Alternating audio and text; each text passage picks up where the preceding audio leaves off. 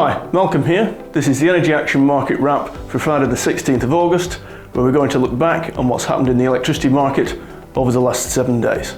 Daily demand for electricity isn't moving very much, and we are in a low demand season. We have seen one high price day.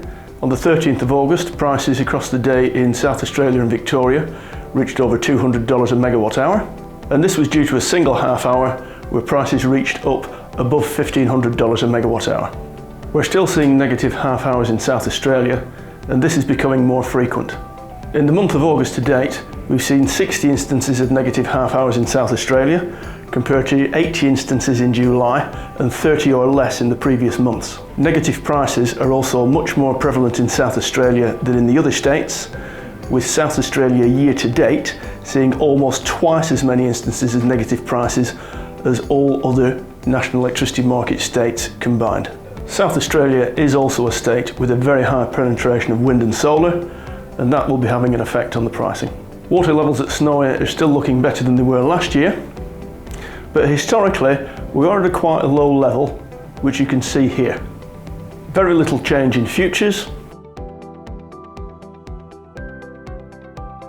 The Energy Action Price Index has moved up a little bit in Victoria, which is a response to the announcement of the extended outages at Loy Yang and Mortlake power stations.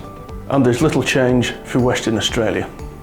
We're seeing a small uptick in large-scale certificate prices, which is being reflected in the forward market, with prices for 2020 and 2021 deliveries being up about $3.50 on the week, but for 2022 deliveries only up about 50 cents. It's been another interesting week in the press, and here's a clutch of stories that caught our eye. The AFR cites AEMO as expanding its reliability and reserve trader panel. It's now seeking expressions of interest to supply peak power or demand side response for the forthcoming summer in all NEM states. Last summer, it only activated the scheme in Victoria, South Australia and New South Wales.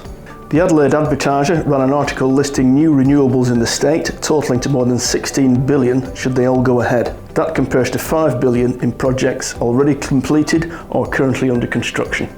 According to The Australian, the market for utility-scale batteries is heating up worldwide, and with Australia making up a disproportionate share of the total. And sticking with The Australian, planning for a second LNG terminal in New South Wales is underway, with a proposed $590 million plant in Newcastle gaining critical significance status with the state government.